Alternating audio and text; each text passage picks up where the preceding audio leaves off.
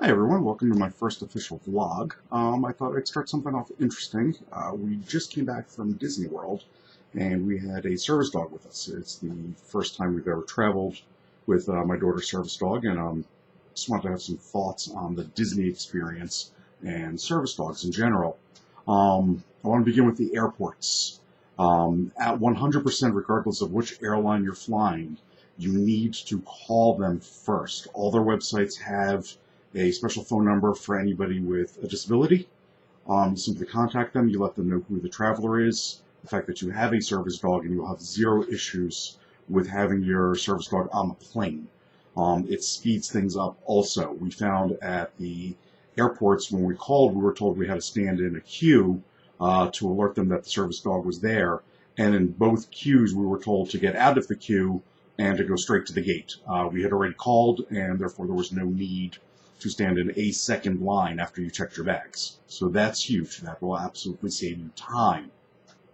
I'm from New Jersey. We flew out of Newark International Airport, which is normally a nightmare. And I have to tell you, in this case, they were a dream come true when it came to the service dog. Phenomenal staff.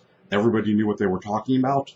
One person had a slight issue. His supervisor heard, came over, corrected him, explained to him about the service dog and that he was in a vest and he was clearly a seizure alert animal, and to not cause the stress to the person who required the service dog. It was absolutely amazing. When we flew back out of Orlando International Airport, they were a total nightmare. Orlando International Airport has none of their stuff together. Every staff member thought different rules applied to the service dog. We got conflicting information from the same people that we talked to, and security did not know how to handle a service dog. They thought we could take the harness and the leash off of the service animal, have the animal walk through a metal detector, and then just stand there for 5 minutes while my daughter walked through the thing. And my daughter was trying to explain that, he's trained to stand next to her at all times. He's not a show dog. He's not going to literally jump through a hoop for them. And they couldn't comprehend that. It took us an hour to get through security when there was no line. This isn't where we were standing in a queue for an hour waiting. We stood 10 minutes in a queue, and it took them 50 minutes to finally decide to do a pat down on my daughter and the dog. If you have an opportunity to travel to Orlando, please find a different airport. And Orlando International Airport, if you're listening, get your TSA people stuff together. This was ridiculous. 100% ridiculous. Now on to the good stuff. Disney. Getting around Disney, we found to not be an issue at all with the service dog. We saw several other families with service dogs, and they were using the buses without any issues. Our service dog is new to us. We've only had him for a couple of months. So just for my peace of mind, I opted to do the minivan lift service. Google that if you don't know what the hell I'm talking about. Great service. Traverses, big space for him to lay down on. He's a 72-pound dog. He needed the room. Everything worked out well using their service. All of the people at Disney were phenomenal. If they didn't know an answer or they didn't know how to work with the service dog, they actually flagged their supervisor to re-educate them. They were amazing, especially at the restaurants. We ended up doing a deluxe dining plan specifically, again, for this dog so he could get some rest and sit down a couple of times during the day, or lay down rather.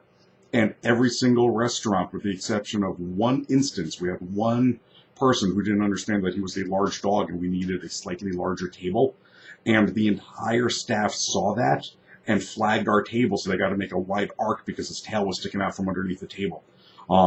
So even that one hiccup ended up being such a positive experience. So I've got to give kudos to Disney staffing. Their cast members were sensational. Where I think Disney has dropped the ball, two factors. Factor one, none of their rides was he allowed to go into the wheelchair accessible rides. If you've ever been on a Disney ride, most of them, you don't have any knee room. You basically sit down and that's it. You're strapped in. The wheelchair accessible rides have a large floor space for a chair to actually pull up onto and another seat for the companion of the person who needs the wheelchair. For a service dog, especially a large service dog, I think it's important for them to be able to utilize those cars. Are you going to be standing in the queue a little bit longer? If somebody's in a wheelchair, were we going to give it up for that kid in a wheelchair before our service dog? Absolutely. We had no problems with waiting. They had an issue with us actually asking for it. That's something Disney 100% needs to do a little bit more research into. I do believe they've already got the ability to accommodate the service dog. What I think they need is to train the staff that it's okay for him to lay on the floor where a wheelchair can go. That's what he's trained to do. The other thing where I think they dropped the ball, the rest spots for the animals. Now, they were great in the fact that every single park has a service dog relief area. Most of the relief areas were a joke. The best one that we found was in Magic Kingdom in Storybook Circus. It has a private gated area and a nice large patch of grass. It's a track. You got to walk up and down. You got to sniff the grass. You got to do his business, and he was good.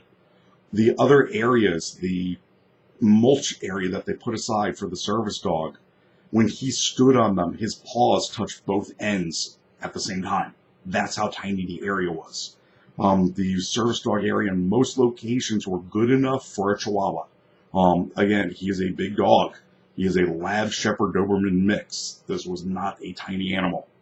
And again, with a daughter who has seizures, a big animal is the way to go. As anybody who has a service dog knows, service dog animals tend to be bigger, not smaller. It's just something that I think they really need to step some stuff up on. If you're staying on property, I highly recommend staying at a pet-friendly resort. We stayed at the Art of Animation. It is a pet-friendly resort. Now, we ended up not having to pay the $50 extra service fee to have a pet because it's not a pet. We called Disney. We let them know that it was a service dog. They let us stay in one of the quote-unquote non-pet-friendly rooms.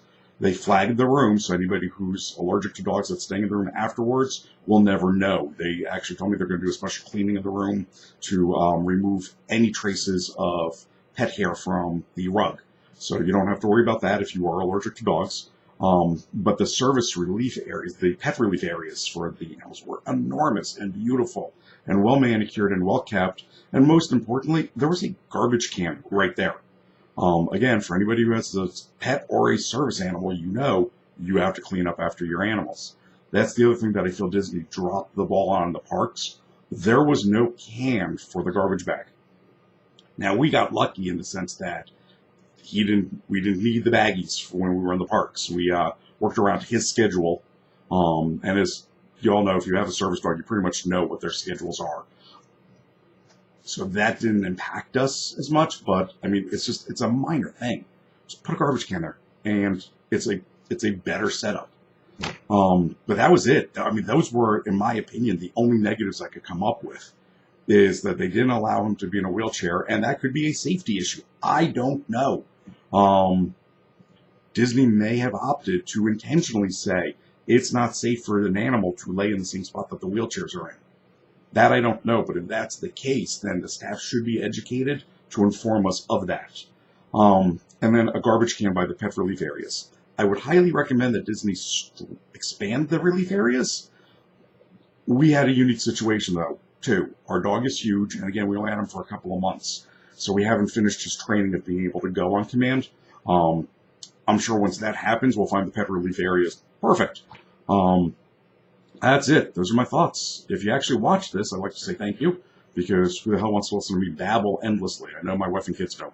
So I do appreciate it. Thank you much.